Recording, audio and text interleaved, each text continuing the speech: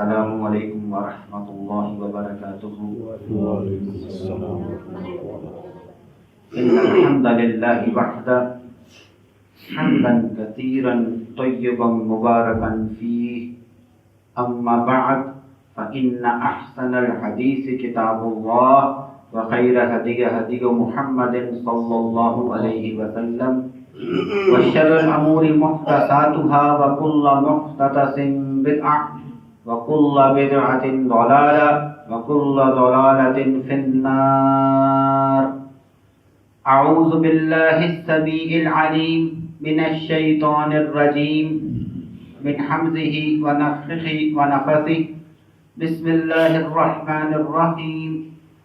قل هو الله أحد الله الصمد لم يلد ولم يولد ولم يكن له كفوا أحد. اللهم صل على محمد وعلى آل محمد كما صليت على إبراهيم وعلى آل إبراهيم إنك حميد مجيد. اللهم بارك على محمد وعلى آل محمد كما باركت على إبراهيم وعلى آل إبراهيم إنك حميد مجيد. أشهد أن لا إله إلا الله وحده لا شريك له وأشهد أن محمدا عبده ورسوله. اللهم أعني على ذكرك وشكرك وحسن عبادتك. ہر قسم کی تعریف، حمد و ثنا، بزرگی اور کبریائی اللہ تبارک و تعالیٰ کے لیے جو تمام عالمین کا رب ہے، اور اس کے بعد ان گنت لاتعداد بے حد و شمار درود و سلام ہو جناب نبی کریم صلی اللہ علیہ وآلہ وسلم کی ذات اقدس پر، کہ جن کو رب تعالیٰ نے تمام عالمین کے لیے سراپائے رحمت بنا کر بھیجا، اور اسی طرح ان گنت رحمتوں اور برکتوں کا نزول ان عظیم ہستیوں پر بھی ہو کہ جن کو رب تعالیٰ نے رضی اللہ کا لقب عطا فرمایا، یعنی کہ تمام صحابہ کرام رضوان اللہ علیہ اجمعین پر. سورہ البقرہ اپنے مختصر ترجمے اور تفسیر کے ساتھ جاری ہے، اور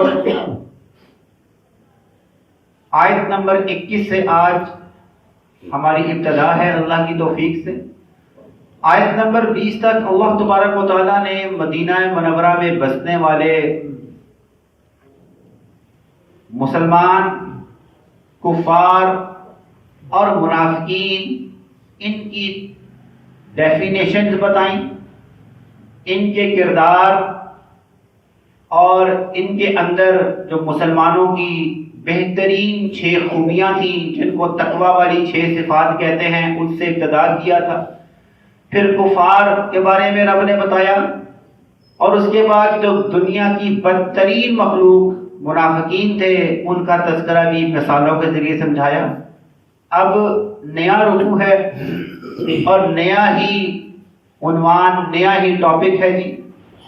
اس رکوع کے اندر اللہ تبارک و تعالیٰ نے سب سے پہلے اپنی ڈیفینیشن بتائی ہے.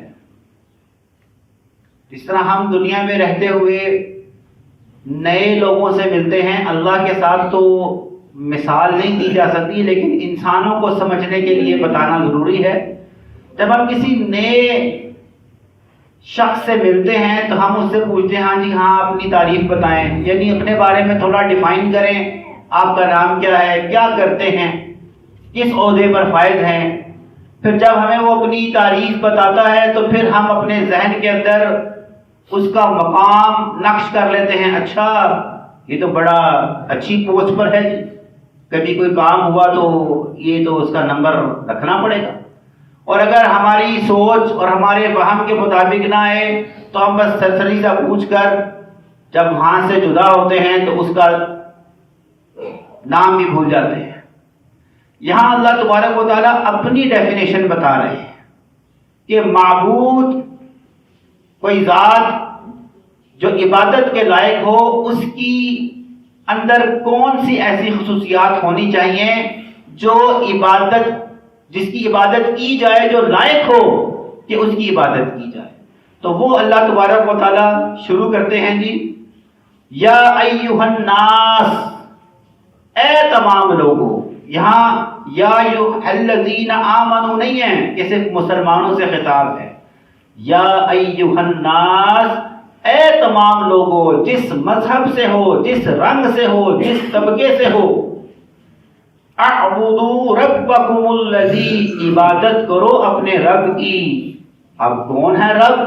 الذی خلقکم، یہ پہلی بنیادی بڑی تعریف ہے اللہ کی کہ اللہ وہ ہے جس نے تمہیں تخلیق کیا. والذین من قبلکم، اور صرف تمہیں تخلیق نہیں کیا، تم سے پہلے جتنی انسانیت گزر چکی رب اس کو بھی تخلیق کرنے والا ہے. لعلکم تتقون، تاکہ تم تقوی اختیار کرو، تم رب سے ڈر جاؤ. کہ جس طرح آج سے پہلے پتہ نہیں کتنے انسان پیدا کیے، اپنا وقت گزارا، اس دنیا کو چھوڑ کر چلے گئے، آج ان سب کو بھی تخلیق کرنے والا میں، اور اس وقت روئے زمین پر جتنے انسان بس رہے ہیں ان سب کو بھی تخلیق کرنے والا میں. اگر کوئی اور ذات ہے جس نے یہ کوئی تخلیق کیا ہے تو اس کے بارے میں بتا دیں. تو کیا کوئی ذات ہے؟ یہ تو ہم کہہ رہے ہیں نا نہیں ہے. اللہ نے اس کا جواب، اس بات کا جواب 17ویں سپارے کی آخری آیات میں چند آیات میں اللہ نے مثال سے بیان کیا ہے. 17ویں سپارے کے اندر وہ مثالیں بڑی خوبصورت ہیں. میں چاہوں گا کہ ان کو جو ہے ہم سن لیں، کہ جس میں اللہ تبارک و تعالی ہمیں یہ بتاتے ہیں کہ کیا کوئی اور ذات ہے جس نے کچھ تخلیق کیا ہو. تو وہ ہم سن لیتے ہیں جی.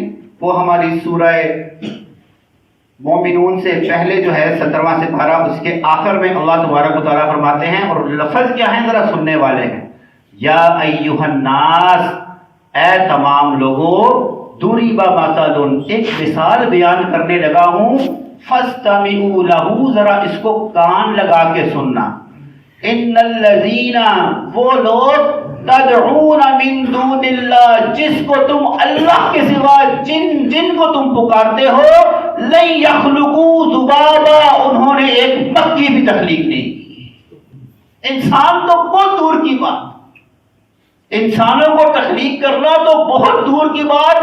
اللہ کو چھوڑ کر جس کی تم عبادت کرتے ہو، تم نے معبود جھوٹے بنا رکھے ہیں، انہوں نے ایک مکھی بھی تخلیق نہیں کی. مکھی تو بہت دور کی بات. وَلَوِ اجْتَمَعُوا لَهُ، اگر یہ سب بھی مل جائیں، مکہ میں 360 جو تم نے بت بنا رکھے ہیں، اور اس وقت تک جتنے معبود دنیا کے لوگوں نے گھڑ رکھے ہیں، وہ سب مل بھی جائیں تو ایک مکھی بھی تخلیق نہیں کر سکتے. مکھی تو بہت دور کی بات. وَإِن يَسْلُبْهُمُ الذُّبَابُ، اگر مکھی لے جائے شَيْئًا، ان کے کھانے میں سے ایک ذرہ، مکھی ان کے کھانے پر بیٹھے اور ایک ذرہ اٹھا لے، لا يستنقذوا منہ، ان کی اتنی بھی حیثیت نہیں کہ وہ ذرہ اسے پھینک سکے. ضعف الطالب والمطلوب، کتنے کمزور ہو تم لوگ کہ تم نے اپنے سے بھی کمزوروں کو اللہ کے ساتھ معبود بنا لیا. کہ تم خود بھی کتنے کمزور، اور جو تم نے معبود بنائے ہیں وہ تو تم سے بھی کمزور. کیسے کمزور؟ میں تو اپنی مرضی سے چل بھی سکتا ہوں، پی بھی سکتا ہوں، ہل بھی سکتا ہوں، بول بھی سکتا ہوں. یہ جو دنیا چھوڑ کر منو مٹی تلے دبے ہیں، نہ چل سکتے ہیں، نہ سن سکتے ہیں، نہ بول سکتے ہیں. تم تو پھر ان سے زیادہ طاقتور ہو، اور تمہاری عقل کو کیا ہو گیا ہے کہ اپنے سے بھی کمزوروں کو تم نے رب کے ساتھ برابر کر دیا ہے. یہاں اللہ تبارک و تعالیٰ نے مثال کے ذریعے سمجھایا کہ اللہ ہی تمہارا خالق ہے، اور تم سے پہلے جو لوگ ہیں ان کو بھی اللہ تبارک و تعالیٰ نے ہی تخلیق کیا ہے. اب جب تمہیں اس بات کا ادراک ہو جائے، تمہیں سمجھ آ جائے، تو اللہ سے فوراً ڈر جاؤ اور سمجھ جاؤ کہ معبود برحق اور حقیقی صرف وہ ایک اور تنہا ہے. اب اگلی آیات میں اللہ اپنی مزید ڈیفینیشنز بتا رہے ہیں، اپنی مزید تعریف بتا رہے ہیں. الذی جعل لکم الارض، اللہ وہ ذات ہے جس نے بنایا تمہارے لیے زمین کو، فراشن، بچھونا. یہ زمین رب نے تمہارے رہنے کے قابل کی ہے. تم یہاں کھودتے ہو، اپنے گھر بناتے ہو. اللہ نے زمین کو تمہارے لیے بچھونا بنا دیا تاکہ تم اس پر رہ سکو. والسماء اور آسمان کو بناء تمہارے لیے محفوظ چھت بنایا. اب کیسی محفوظ چھت تھی؟ ہمیں تو چھت بنانے کے لیے پلر لگانے پڑتے ہیں. اللہ نے یہ نیلا آسمان بغیر پلرز کے کھڑا کیا ہے جو ہمیں نظر نہیں آتے. اور ایسی محفوظ چھت، کھربوں کروڑوں سے بھی کروڑوں ستارے اور سیارے اس کے اندر گھوم رہے ہیں. کیا آج تک کوئی سیارہ کوئی ستارہ میرے اور آپ کے گھر پر گرا ہے؟ جی جس دن گرا اس دن قیامت آ جائے. تو اللہ نے کہا ایسا چھت اللہ نے تمہیں بنایا ہے جس کے ستون ہی نہیں، لیکن ستون نہ ہونے کے باوجود ایسے ستون جو تمہیں نظر نہیں آتے، ستون ہی نہیں ہے، لیکن یہ ایسی محفوظ چھت ہے کہ آسمان سے کوئی چیز تمہارے اوپر نہیں گرتی. ہاں ایک چیز گرتی ہے، وَأَنزَلَ مِنَ السَّمَاءِ مَاءً، اسی آسمان سے تمہارے لیے پانی برساتا ہے، ایسی بارش برساتا ہے. فَأَخْرَجَ بِهِ مِنَ الثَّمَرَاتِ، اس بارش کے ذریعے تم رزق حاصل کرتے ہو. بارشیں رک جائیں تو کیا ہوتا ہے جی؟ قحط سالی ہو جاتی ہے. ابھی چند 3 مہینے سے بارش نہیں ہوئی تھی نا، کتنی تکلیف میں ہم لوگ بھی تھے اور وہ کسان بھی تھے کہ جنہوں نے فصلوں میں بیج بوئے ہوئے تھے کہ اگر 1-2 ہفتے بارش اور نہ ہوئی تو یہ فصل ہی نہیں باور ہو سکے گی. یہ تو ہم قحط سالی کی طرف چلے جائیں گے. زمین کے پانی ختم ہو گئے، نہریں سوکھ گئیں، ڈیم بالکل تہوں کو آ کے لگ گئے تھے. تو اللہ نے کہا اللہ وہ ذات ہے، وہ آسمان سے تم پر پتھر نہیں برساتا، تمہارے لیے بارشیں برساتا ہے، ایسی بارش کہ جس کے ذریعے وہ تمہیں رزق عطا کرتا ہے. اب سمجھ آئی بات؟ تو ایک کام کرو، فلا تجعلوا، بس تم مت بنانا، للہ اللہ کے لیے، اندادن کوئی شریک، وانتم تعلمون، اور اب یہ بات تم جان گئے ہو کہ اللہ کے سوا کوئی معبود نہیں، تو جانتے بوجھنے کے باوجود اللہ کے ساتھ کبھی کسی کو شریک مت بنانا. اب شرک جو ہے نا، اس کے بارے میں 2 قرآن مجید کی آیات ہیں، وہ ذرا سننے والی ہیں. دنیا کا ہر گناہ جو مجھ سے اور آپ سے سرزد ہو سکتا ہے، اللہ تبارک و تعالیٰ نے کہا اللہ تعالیٰ جس کے لیے چاہے معاف کرنا چاہے معاف کر دے. لیکن ان اللہ لا یغفر ان یشرک بہ شیئا، اللہ اپنے ساتھ کیا ہوا شرک یہ معاف نہیں کرے گا. اور اگر اس شرک پہ انسان کو موت آ جائے، وَمَن يُشْرِكْ بِاللَّهِ فَقَدْ حَرَّمَ اللَّهُ عَلَيْهِ الْجَنَّةَ، سورہ مائدہ کی یہ آیت ہے. وَمَن يُشْرِكْ بِاللَّهِ فَقَدْ حَرَّمَ عَلَيْهِمُ الْجَنَّةَ، جس نے رب کے ساتھ شرک کیا رب نے اس کا جنت میں داخلہ حرام کر دیا، وہ جنت میں داخل نہیں ہو سکتا. اللہ مجھے اور آپ کو شرک جیسے عظیم گناہ سے محفوظ فرمائے. تو اللہ نے کہا اتنی صفات تم نے سن لی اللہ کی جس نے تمہیں تخلیق کیا. آج کی سائنس اپنی ایڈوانس ٹیکنالوجی کی سپریم درجے پر ہے، لیکن کس طرح ایک جمے ہوئے خون کا قطرہ ایک انسان بنتا ہے، اس چیز کو آج بھی سائنس ڈیفائن کرنے سے قاصر ہے، قیامت تک ڈیفائن نہیں ہو سکتا کہ وہ ایک خون کا قطرہ کیسے ایک مکمل انسان بنتا ہے. کون ہے جو اس قطرے سے دماغ، آنکھیں، کان، دل، ٹانگیں سب کچھ فکس پرپورشن میں بناتا ہے اور 9 مہینے کے قلیل وقت میں اس قطرے کو مجھے اور آپ کی طرح ایک انسان بنا کر دنیا میں لے آتا ہے. آپ رکھیں نا اپنے جسم سے، نکالیں یہ خون کا قطرہ، سائنس نکالے، رکھیں جہاں رکھنا رکھے، 10 سال تک رکھیں، وہ انسان بن سکتا ہے. تو رب نے کہا یہ میں ہوں، مان لو اس میں تمہاری بھلائی ہے، یہ میری تعریف ہے. اگر کوئی ایسا کوئی اور کر سکتا ہے تو پھر مجھے چھوڑ کر اس کی بھلے عبادتیں کرو، پھر وہ لائق ہوگا عبادت کے لیے. اور اگر ایسا کوئی نہیں کر سکتا، دفعتاً نہیں کر سکتا، تو پھر مان لو کہ اللہ وحدہ لا شریک کی تنہا عبادت کے لائق ہے اور اس کے ساتھ شرک جیسا گناہ نہیں کرنا. اگلی آیت ذرا سننے والی ہے جی. اللہ تبارک و تعالیٰ کا بہت بڑا چیلنج ہے جی، کہ اگر یہ جو قرآن میرے اور آپ کے سامنے کھلا ہے نا، اگر ہم معاذ اللہ یا کوئی دنیا کا شخص یہ سمجھے کہ یہ اللہ کی کتاب نہیں ہے، یہ کسی کی لکھی ہوئی کتاب ہے، دنیا میں تو ہم صرف 30% بھی نہیں ہے نا، 70% دیگر مذاہب کے لوگ ہیں جو اس کتاب کو نہیں مانتے، جو کیا مانتے ہیں، یہ کتاب اللہ کی نہیں کسی انسان کی لکھی ہوئی ہے. تو یہ ان کو اللہ تبارک و تعالیٰ جواب دے رہا ہے، چیلنج دے رہا ہے. بلکہ دنیا میں آج بھی عربی بہت سے ممالک میں بولی جاتی ہے، وہی عربی جو اس قرآن کا اسلوب ہے، وہی عرب ممالک دنیا میں بہت زیادہ موجود ہیں. آج بھی عربی زبان کی حالت میں اس دنیا میں جیتی اور جاگتی اور بولی جانے والی زبانوں میں سے ایک زبان ہے. ذرا اللہ کا چیلنج سن لیں. وَإِن كُنتُمْ، اگر تم ہو، فی ریب، کسی شک میں، مما نزلنا، یہ جو ہم نے نازل کی کتاب، علی عبدنا، اپنے بندے یعنی محمد کریم صلی اللہ علیہ وآلہ وسلم پر، اگر تمہیں یہ شک ہے یہ کتاب ہم نے محمد کریم صلی اللہ علیہ وآلہ وسلم پر نازل نہیں کی، تو تم کیا کرو، فَأْتُوا بِسُورَةٍ مِّن مِّثْلِهِ، اس قرآن کے مانند ایک چھوٹی سی سورت ہی بنا کے لے آؤ. اس قرآن کی سب سے چھوٹی سورت کیا ہے جی؟ اِنَّا أَعْطَيْنَاكَ الْكَوْثَرَ فَصَلِّ لِرَبِّكَ وَانْحَرْ إِنَّ شَانِئَكَ هُوَ الْأَبْتَرُ. اللہ نے کہا اس جیسی مختصر سورت تم بنا کے لے آؤ. اب یہاں پر میں بات روکوں گا جی.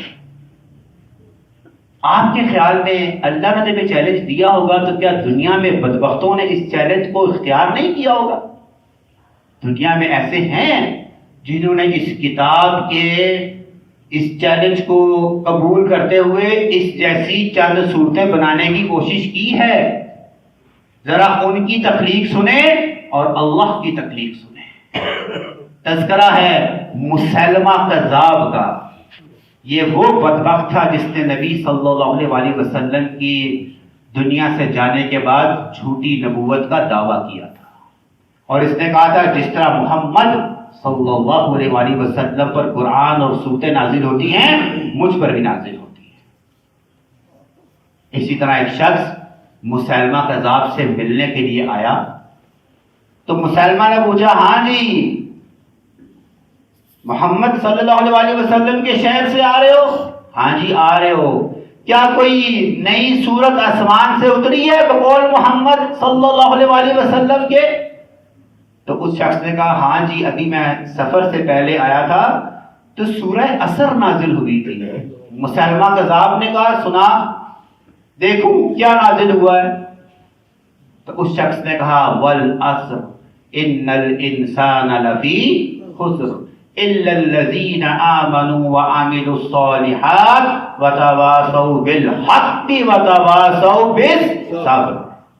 غور کریں اس سورج کے آخر میں کیا آ رہا ہے جی؟ رے والعصر والصبر، رے آ رہا ہے نا جی.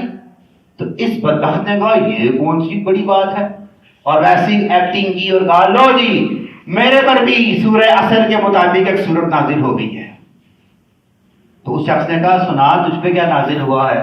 کہتا ہے یا ببر انما انت اذنان وصدر وسائرک حقر فقر. جب اس نے منہ سے یہ نکالا آس پاس کے لوگ ہنسنا شروع ہو گئے، کیونکہ ذرا ترجمہ سنیں کدھر والعصر ان الانسان لفی خسر، کہاں یہ کہتا ہے یا وبر اے جنگلی چوہے انما انت اذنان وصدر، تیرا وجود دو کان اور ایک موٹے ٹڈ کے سوا کچھ نہیں، وسائرک حقر فقر، باقی تو بڑا حقیر ہے، بے معنی اور فقیر ہے.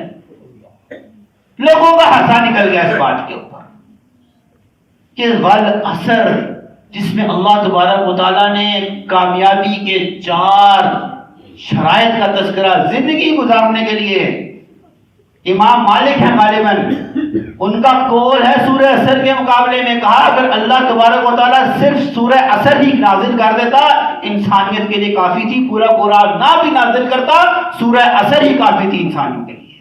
جہاں اتنی فصیح اور اتنی بلیغ صورت، وہاں پر اس نے یہ گھڑا، غصے میں آ گیا۔ اچھا سنو پھر، میرے پر ایک اور نازل ہوئی ہے، اور تمہاری دو صورتوں کے مقابلے میں القاریہ ملقاریہ اور سورہ فیل، اس کے مقابلے میں سنو مجھ پر دو اکٹھی تمہاری دو صورتیں ایک طرف، مجھ پر ایک ہی نازلی ہے جو تمہاری دو صورتوں کا مقابلہ کرے گی۔ لوگ اور حیران ہو گئے۔ کہتا ہے الفیل ملفیل وما ادراک ملفیل لہم خرطوم طویل۔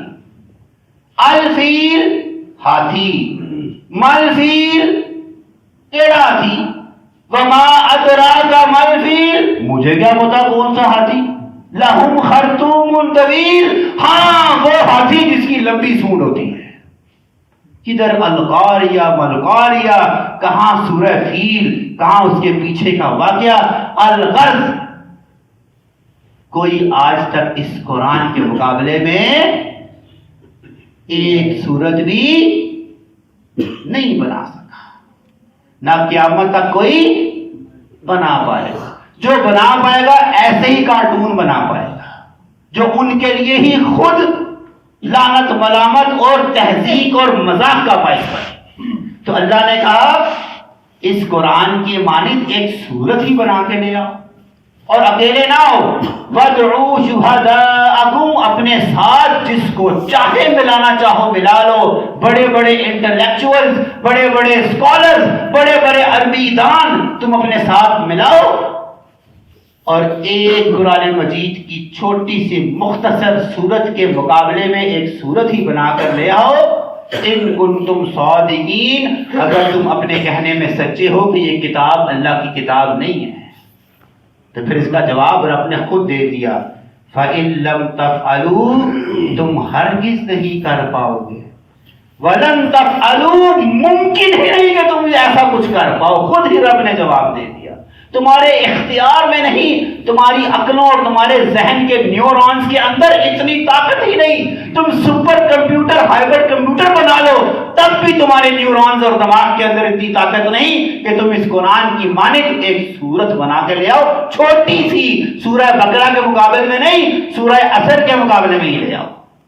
نہیں تم لا سکتے، ہرگز تم نہیں لا سکتے، تو کیا کرو، فوراً توبہ کر لو، فَاتَّقُوا النَّارَ، ڈر جاؤ اس آگ سے، الَّتِي وَقُودُهَا النَّاسُ وَالْحِجَارَةُ، جس آگ کا ایندھن انسان بھی ہوں گے اور پتھر بھی ہوں گے۔ انسان کون سے والے؟ جنہوں نے اللہ اور اس کے رسولوں کی نافرمانیوں میں زندگیاں گزاری، وہ سب جہنم میں جلائے جائیں گے۔ والحجارہ، حجارہ سے مراد وہ بت، وہ پتھر، وہ لکڑی کے بنے ہوئے مجسمے جن کی عبادت دنیا میں کی جاتی تھی، رب ان کو بھی ان کے ساتھ جہنم میں جلائے گا۔ ان کی تم عبادت کرتے تو یہ تمہارے ساتھ ہی جل رہے ہیں۔ اور دوسرا حجارہ کا مطلب حدیث میں ہے کہ یہاں پر پتھروں سے مراد گندک یعنی کہ سلفر کے پتھر ہیں، جو جہنم کی آگ کو کیا کر دیں گے، مزید انہینس کر دیں گے، مزید بڑھا دیں گے۔ سلفر جو ہے نا، اس کو جب آگ لگتی ہے تو بہت بلند شعلے جو ہیں وہ بڑھ جاتے ہیں۔ تو آگ تو پہلے جل رہی ہوتی ہے، اس میں اللہ یہ والے بت بھی ڈالے گا اور گندک کے سلفر کے پتھر بھی ڈالے گا جو جہنم کی آگ کو اور بڑھا دیں گی۔ اس آگ میں ان کفار کو جلایا جائے گا جو اس کتاب کو نہیں مانتے اور جو اس کتاب کو بے دلیل اس اللہ کے اس چیلنج کو اختیار نہ کر کر توبہ نہیں کرتے اور اپنی زندگی کی نوک بلک درست نہیں کرتے۔ اللہ ان کو کرے گا، وہ پتھر ڈالے جائیں گے۔ اعدت للکافرین، رب نے کہا جہنم اللہ تبارک و تعالیٰ نے صرف کافروں کے لیے تیار کر رکھی ہے۔ اللہم لا تجعلنا منہم، اللہ ہمیں محفوظ فرمائے، ہمارے خاندان والے، ہمارے بچوں، ہمارے والدین، ہم سب کو اللہ تبارک و تعالیٰ جہنم کی آگ سے محفوظ فرمائے۔ یہاں پر آج ہم اپنا جمعہ کا پہلا خطبہ جو ہے وہ ختم کرتے ہیں۔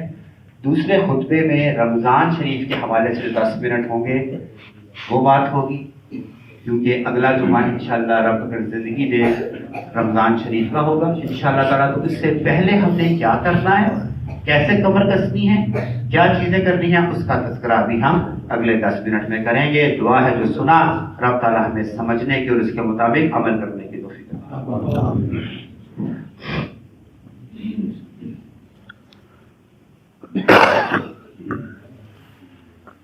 ان الحمد للہ وحدہ حمدا کثیرا طیبا مبارکا فیہ، اما بعد فإن احسن الحدیث کتاب اللہ وخیر ہدی ہدی محمد صلی اللہ علیہ وسلم وشر الامور محدثاتها وکل محدثۃ بدعہ وکل بدعۃ ضلالہ وکل ضلالۃ فی النار۔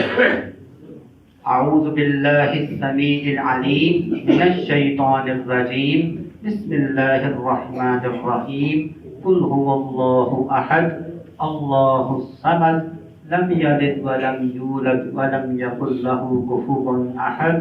اللہم صل علی محمد وعلی آل محمد کما صلیت علی ابراہیم وعلی آل ابراہیم انک حمید مجید۔ اللہم بارک علی محمد وعلی آل محمد کما بارکت علی ابراہیم وعلی آل ابراہیم انک حمید مجید۔ میری اور آپ کی بدترین دشمن وہ میری اور آپ کی جہالت ہے میرے بھائیوں اور بزرگوں۔ بہت سے احکامات، بہت سی باتیں اجر، ثواب، قدر و منزلت کے اعتبار سے اللہ کے ہاں بہت بلند ہیں، لیکن کیونکہ مجھے اور آپ کو پتہ نہیں ہوتا ہم انہیں چھوٹا سمجھ کر چھوڑ دیتے ہیں کہ اس سے کیا ہو، حتیٰ کہ اس کے ساتھ اللہ کا وعدہ بہت بڑا وابستہ ہوتا ہے۔ اور اسی طرح بہت سی خطائیں ایسی ہیں جن کو ہم چھوٹا سمجھتے ہیں اپنی عقل کے مطابق، لیکن اللہ کے ہاں پکڑ میں، سزا میں وہ بہت بڑی ہوتی ہے۔ یہی حال میرے بھائیوں، بزرگوں، دوستوں، ہم رمضان کے ساتھ کر جاتے ہیں کیونکہ ہمیں اس کی اہمیت کا ادراک ہی نہیں۔ اور صرف دو باتیں، کسی چیز کی اہمیت کا ادراک ہمیں اس طرح پتہ چلتا ہے کہ اگر اس چیز کو اختیار کریں گے تو ہمیں کتنا فائدہ ہوگا، اور اگر یہ چیز ہم سے چھوٹ گئی تو ہمیں کتنا نقصان ہوگا۔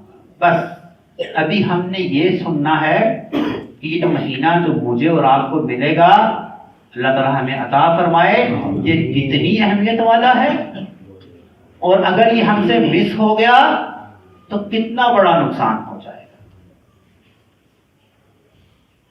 ایک حدیث ہے نبی صلی اللہ علیہ وسلم کی، آپ نے بارہا سنی ہوگی، کہ اللہ کہتا ہے کہ رمضان یعنی کہ روزہ وہ میرے لیے ہے اور اس کا بدلہ میں دوں گا۔ ہم نے بہت دفعہ سنی ہے، آج ہم اس حدیث کو سمجھیں گے۔ صحیح مسلم شریف میں ایک نفلی روزے کا تذکرہ ہے، اس کے ثواب کا، کہ جو شخص اللہ تبارک و تعالیٰ کی رضا کے لیے ایک نفلی روزہ رکھتا ہے، کسی سوموار کا، کسی جمعرات کا، کسی اور دن کا ایک نفلی روزہ رکھتا ہے، مغرب کے ٹائم جب وہ افطار کرتا ہے اللہ اس کے چہرے کو جہنم سے 70 سال دور کر دیتا ہے۔ یہ ثواب کس کا ہے جی؟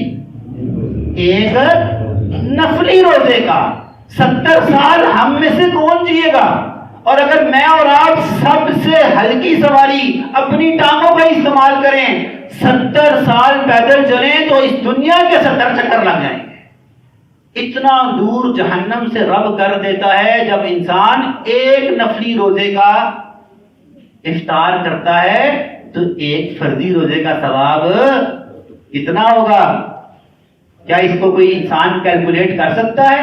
ایک نفلی روزے کے ثواب کو میں اور آپ کیلکولیٹ نہیں کر سکتے، ایک فرضی روزے کا ثواب وہ میری اور آپ کی عقلوں سے قیامت تک کے لیے انسانوں کی عقلوں سے دور ہے۔ تبھی اللہ نے فرمایا یہ میرے لیے انسان رکھتا ہے، اس کا اجر میں ہی انسان کو دوں گا جو اس کی عقل، اس کی بساط اور اس کی سوچ سے کہیں زیادہ دور کی بات ہے۔ یہ معمولی گھڑیاں نہیں ہیں میرے بھائیوں بزرگوں دوستوں۔ اور جہاں رب نے رات دن کو اتنی عزت دی، رات کو بھی خالی نہیں چھوڑا۔ من قام رمضان ایمانا و احتسابا، جس نے رمضان کی رات کا قیام ایمان یعنی توحید کی حالت میں کیا، و احتسابا اور اپنا احتساب کی حالت میں کیا، اس کا رب کے آگے کھڑا ہونا، اللہ نے کہا غفر لہ ما تقدم من ذنبہ، اللہ اس کے پچھلے سارے معاف کر دے گا۔ میرے بھائیوں بزرگوں دوستو، کبھی کبھار عبادتیں اور دعائیں قبول نہیں ہوتی، کبھی کبھار میری اور آپ کی ندامتیں رب قبول کر دیتا ہے۔ ایک آنسو میرا اور آپ کا نکل آئے، رب کے ہاں اتنی اجر کا باعث بنتا ہے کہ پچھلی ساری سلیٹ رب صاف کر دیتا ہے۔ نہ صرف صاف کرتا ہے، یبدلون، الفاظ ہیں کہ اللہ تمہارے ان کالکوں کو، ان گناہوں کو نہ تو صاف کرتا ہے بلکہ نیکیوں سے منتقل کر کے تمہارے نامہ اعمال میں ڈال دیتا ہے۔ یہ ہے رمضان کے دن اور رمضان کی راتیں، ہمیں ادراک نہیں ہے۔ یہ تو ہو گیا ایک رخ تصویر کا، لیکن اللہ مجھے اور آپ کو محفوظ کرے، جس نے رمضان کو ضائع کر دیا، اس کے بارے میں ایک حدیث سن کر بات ختم کر دیتے ہیں۔ نبی صلی اللہ علیہ وسلم، آپ نے بہت دفعہ سنی ہوگی، آج سمجھ جائیں۔ نبی صلی اللہ علیہ وسلم ایک دفعہ، جس طرح یہ ممبر کی پہلی سیڑھی پر میں کھڑا ہوں، تشریف لائے، جہاں آپ لوگ بیٹھے ہیں، صحابہ کرام بیٹھے تھے۔ نبی صلی اللہ علیہ وسلم نے پہلی سیڑھی پر قدم رکھا اور کہا آمین، پھر دوسری سیڑھی پر قدم رکھا تو پھر کہا آمین، اور پھر تیسری سیڑھی پر قدم رکھا تو پھر کہا آمین۔ آج سے پہلے نبی صلی اللہ علیہ وسلم نے ممبر کی سیڑھیوں پر تشریف لاتے وقت کبھی آمین آمین نہیں کہا تھا۔ صحابہ کرام کو نئی چیز لگی، پوچھ لیا، استفسار کر لیا۔ اب ذرا سنیں نبی صلی اللہ علیہ وسلم کا جواب۔ کہا میرے ابو بکر، میرے عمر، عثمان و علی، طلحہ و زبیر رضوان اللہ علیہ اجمعین، تم سب کے سب سنو۔ جب میں نے ممبر کی پہلی سیڑھی پر قدم رکھا، جبرائیل امین کو اپنے پاس پایا، جو اللہ کی طرف سے ایک بد دعا لے کر آئے تھے۔ انہوں نے مجھے پابند کیا کہ اللہ کہتا ہے کہ جب آپ یہ بدعا سنیں تو آپ نے آمین کہنا ہے۔ رب العالمین بدعا بھجوائے، رحمت للعالمین سے اس پر آمین کہلوا دے تو بات چھوٹی رہ جاتی ہے میرے بھائیوں بزرگوں، بات بہت بڑی ہے کہ رب بدعا بھجوائے، رب العالمین اور رحمت للعالمین اس پر آمین کہیں تو بہت سنگین اور بہت بڑی بات ہے۔ تو فرمایا جب میں نے سیڑھی پر قدم رکھا، جبرائیل نے کہا اللہ کہتا ہے، بد دعا دیتا ہے، خاک آلود ہو اس کی ناک۔ جس طرح ہم لوگ بھی کہتے ہیں نا، تو نے میری ناک ہی کٹا دی، یعنی اس کی پھر عزت نہیں رہتی، معاشرے میں وہ جینے جوگا نہیں رہتا۔ اللہ اس کی کچھ بھی کوئی عزت نہ رکھے۔ یہ رب کے بدعا کا جملے ہیں، خاک آلود ہو اس کی ناک جس نے رمضان کا مہینہ پایا اور اس میں اپنے رب کو راضی کر کر اپنے گناہ معاف نہیں فرمائے۔ خاک آلود ہو اس کی ناک، اس کے اوپر نبی کی آمین ہے صلی اللہ علیہ وسلم۔ ہماری رمضان کی راتیں، تراویح کے بہانے گھر سے نکلنا اور ویڈیو گیم میں گھس جانا، سنوکر کلب میں گھس جانا۔ پھر ہمارے بڑے بھی وہ جی ہم 3 گھنٹے تے رہ گئے کہ سوساں تے کے اٹھساں کہ دفعی سیری کر کے پھر سہ جاساں، پھر اٹھساں 12 ساڑھے 12 بجے، ہمارا ٹائم کل نہیں ہو رہا ہوتا، ہم پھر تھڑوں پر بیٹھتے ہیں، پھر کسی کو ڈسکس کرتے ہیں، پھر ہماری بات کب طنز و مزاح سے جاتی ہوئی غیبت جیسے اور الزام جیسے سنگین گناہ کے مرتکب ہوتے ہیں، ہوتی رمضان کی راتیں ہیں اور گناہ کبیرہ ہم کما رہے ہوتے ہیں تھڑوں پر بیٹھ کر۔ کہتا رہتا جی آ تاش دیکھ بازی لا لیے، لوڈو دیکھ بازی کھیل رہی ہے، اور ہمارے جوان وہ جی میٹر لگایا، میٹر میں تارے لگائیں گے، کنڈے ڈال کر گلی کو روشن کیا، کوئی بیڈمنٹن کھیلنا شروع ہو گیا، کسی نے کرکٹ کھیلنا شروع کر دیا۔ یہ میں آپ کو مارس یا پلوٹو کی باتیں نہیں، اسی مسلم معاشرے کے مسلمانوں کے کلچر بتا رہا ہوں جو رمضان میں ہم اڈاپٹ کریں گے، اللہ ہمیں محفوظ فرمائے۔ تو پھر یہ ضائع ہے رمضان، پھر ان جیسوں کے لیے اللہ مجھے اور آپ کو محفوظ فرمائے۔ باتیں سچ کی خاص بات یہ ہے کہ وہ کڑوا ہوتا ہے لیکن سچ ہوتا ہے۔ پھر ان جیسوں کے لیے یہ ہے کہ جو رمضان سے پہلے جیسے تھے رمضان میں بھی ویسے ہی تھے، رمضان کے بعد بھی ویسے ہوئے، تو پھر ان کو پھر اللہ کی بدعا ہے اور نبی صلی اللہ علیہ وسلم کی آمین ہے اس کے اوپر۔ پھر وہ سونے کو بھی ہاتھ لگائیں گے نا، وہ مٹی بن جاتا ہے، برکتیں ختم ہو جاتی ہیں۔ پھر دنیا میں وہ اپنی وہ صرف سانسیں اور اپنا رزق پورا کرتا ہے جو رب نے اس کا لکھا ہوتا ہے، اور انتہائی تکلیف دہ حالت کے اندر صبح سے شام تک کما تو رہا ہوگا، پوری اس کی پھر بھی نہیں پڑ رہی ہوگی۔ یہ المیے ہیں، ہم سوچتے ہیں کہ پتہ نہیں کیا، یہ رزلٹ ہوتا ہے ہمارے رمضان کے ضائع کرنے کا۔ اللہ مجھے اور آپ کو سمجھ عطا فرما دے۔ غالباً بات مختصر سی ہے، سمجھ آ جائے تو بہت قیمتی ہے۔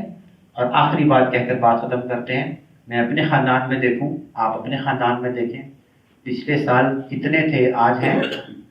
واللہ اس وقت دنیا میں سب سے خوش قسمت ترین انسان وہ ہوں گے جن کو رمضان کا مہینہ ملے گا، اگر سمجھا جائے تو۔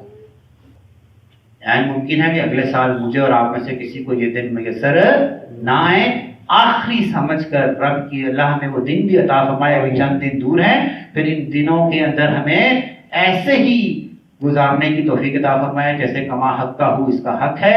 پھر اس کی انعام اور فضیلتیں آپ دیکھیں، انشاءاللہ دنیا میں بھی ملتی ہیں اور آخرت میں بھی ملتی ہیں۔ دعا ہے جو سنا رب تعالیٰ ہمیں سمجھنے کی، پھر اس کے مطابق عمل کرنے کی توفیق عطا فرمائے۔